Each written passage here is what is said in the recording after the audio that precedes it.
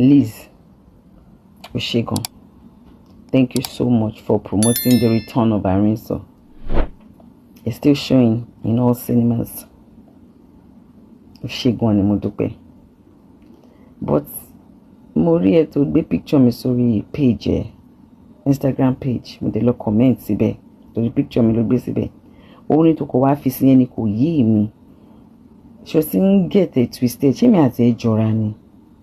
Because orin yẹn ìwọ ló lọ sí Ìdúmọ̀tà now.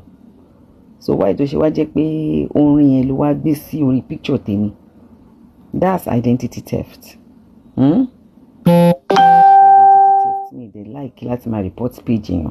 Ló gbé picture mi sórí page ẹ̀. Tí bá dé report ẹ̀ sí ọmọ àdàkùn pé mi ò nice. Identity theft yẹn yìí máa ṣe bẹ́ẹ̀. Jẹ́ kó lúkàlùkù ju orúkọ fádà ẹ̀. Ìwọ ló lọ sí Ìdúmọ̀tà. Àbó ti gbàgbé. Mo kò ní wá rìn létí ni o. But ó ṣe àtúbọ̀ máa polówó mi lọ. Àwọn picture mi àti tàwọn ọmọ mi tó lóun mú kiri náà ó ṣe. Bá máa mú kiri kó máa bá mi ṣàdúrà. Ó ti ẹ̀ ń sìn. Torí èpè ẹ̀ àdúrà ló jẹ́ fún mi. Àdúrà náà ló dẹ̀ ṣe jẹ́ fún mi. You don't understand? Ó ṣe. The return of Arinso is still showing. Màá bá mi sọ fáwọn èèyàn kó má lọ wò so that wá lè lọ wò. Graduate ni ẹ náà. Àbí? Dr. Liza Anjorin kọ́ ló ń jẹ́. So, okay. O mọ̀ pé nǹkan kan wà tó máa ń pè ní producer. Then nǹkan kan wà tó máa ń pè ní executive producer. You don't know there's a difference between being a producer and an executive. Okay. The owner of a movie is a producer. A producer can also be an executive producer and can have co-executive producers based on the magnitude of the movie. The return of Arinso Kiri. It's a lot of millions. A lot. So yes, I have co-executive producer. The owner of the movie is the producer. So First Base Production will need the return of Arinso. Return of Arinso Kiri. Lano. Adúrérò àti kúrò tá kó lọ Tanzania, a kó lọ Ghana, a tún padà s'Ékòó. Owó tá ná fún the return of Arinso tó bá mọ̀. Ó tó kéèyàn ra ilé sí Lẹ́kì. Ilé gidi ni o, tó ń ṣe kékeré o. Nígbà tá a jalè. Tá a dẹ̀ mú nǹkan míì mọ́ṣẹ́ tá à ń ṣe. Tí wọ́n bá fẹ́ yàrá iṣẹ́ bẹ́ẹ̀ yẹn, èèyàn máa need co-executives. A jalè. But ó ṣe. Thank you for the promotion. So there's producer, there's executive producer, there's line producer, there's different stages. Cinema movie is not eré DVD tá ń ṣe, eré CD àti DVD tá ń ṣe láyé ìgbà yẹn. Cinema movie is not YouTube movie. Mo kàn ní kí n wá láyé ẹ díẹ̀. Ó ti yé ẹ. Then yé jàpòrò. Má fún rẹ ní sinmi. Má fún rẹ ní sinmi. Má fún rẹ ní sinmi. It's very needed. It's very important, my darling. But yes, bàbá mi polówó. Then why do she delete comments me now? Ó lo picture mi mo dẹ̀ fi comment lẹ̀ síbẹ̀. Ó dẹ̀ lọ delete ẹni ò like ẹ o. Tó bá ti gbé picture mi tí bá fi comment síbẹ̀ má delete. Àyèfì ńlá rèé látàrí fọ́nrán tí àǹtí Ìyábọ̀ Òjó tẹ́ fi sórí ẹ̀rọ ayélujára. Ọ̀rọ̀ Lizzy Anjorin àti Ìyábọ̀ Òjó.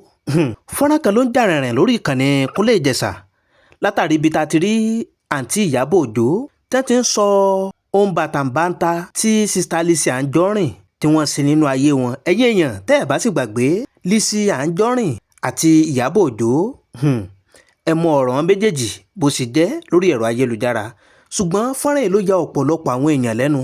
Wọ́n ní irú oore wo ni Lizzy Anjorin ló ṣe fún àǹtí Ìyábọ̀ Òjó. Táǹtí Ìyábọ̀ Òjó fi bọ́ sórí ẹ̀rọ ayélujára tí wọ́n fi bẹ̀rẹ̀ sí ní ṣàlàyé ọ̀rọ̀. Ẹ̀yin èèyàn àbí irú oore wo lẹ̀yin gan mọ̀ tí sista Lizzy Anjorin tẹ́lẹ̀ ṣe fún àǹtí Ìyábọ̀ Òjó táti Ìyábọ̀ Òjó tẹ́ tó fi lè mọ́ tú ọ̀pọ̀lọpọ̀ àṣírí látàrí tí Lizzy Anjorin ṣe fún wọn. ẹ wo ẹ má jẹ́ ń gbà yín lákòókò ẹ̀yin èèyàn bó bá jẹ́ ìgbà àkọ́kọ́ yín rè tẹ́ bá ìkànnì pàdé akínkáàbọ̀ sórí ìkànnì Kúnlé Ìjẹ̀ṣà. ẹ̀yin náà ẹ tẹ subscribe button yín kẹ́ lè mọ́ jàǹfààní lóòrèkóòrè bàbá tó ṣe mú fọ́nrán wá sórí ìkànnì wa. ẹ má wá jẹ́ ń gbà yín lákòókò fọ́nrán náà rèé. ẹ jẹ́ ká gbọ́n tí àǹtí Ìyábọ̀ Òjó tí wọ́n sọ nípa Lizzy Anjorin pàápàá jùlọ nípa àwọn oore tí wọ́n ṣe fún wọn. fọ́nrán náà rèé, ẹ jẹ́ ká gbọ́. Filẹ̀ síbẹ̀ tó bá dẹ̀ sí mọ̀ pé òfẹ́ kí comment mi máa wà ń bè tẹ̀ wáyé tó ṣe gbé picture mi síbẹ̀ bọ́ ṣe mọ̀ kó tó ṣẹlẹ̀ kò sí distractions ṣe máa ní ìdẹ́kù bá polówó so that àwa lè rí nǹkan fi ṣe content ó ti yẹ ń sìn jọ nítorí Ọlọ́run a sì fẹ́ ṣe premier ní London a máa ṣe lamẹ́ríkà a máa ṣe ní Canada a máa ṣe ní Europe a máa ṣe káàkiri the return of Arinzo ló ń sọ lọ́wọ́lọ́wọ́ báyìí baby girl èjò ẹ bá mi sọ fún wọn pé ẹ má lọ wo the return of Arinzo so that wà lọ wò ó sì yé ẹ bí ọ̀tá mi ṣe pé so that àwọn tèmi àtún bínú pé èjò gbogbo ẹni kẹ́ máa ṣe fún mi jù ẹ mọ̀ pé jù mí lọ gbogbo nǹkan láyé ilé fi jù mí lọ mo dé ti gbà fún yín ó sì yín bẹ́ẹ̀ ẹ ṣe kàn má thank you ma mo dúpẹ́ ma but tí bá post nǹkan sí abẹ́ picture mi lórí page ẹ má delete ẹ mọ́ o mi like ẹ o identity theft yẹn o ìyẹn nìkan ni mo lè fi wojú yín o ẹ ṣe ma ẹ rántí lóògùn yín ma ẹ sùn ma ẹ sinmi ẹ fọkànbalẹ̀ ẹ mú mi tútù ṣe sí bọ́ ẹ ṣe gan ẹ jọ ṣóòrì yìí tẹ máa ṣe fún wa ẹ jẹ́ kó tó bí 1 billion ẹ 1 trillion ẹ set ring light ẹ bọ́tẹ set ẹ dáadáa ẹ ṣe gan ma mo dúpẹ́ ma Dr. Liz ma ẹ ṣe ẹ ṣe.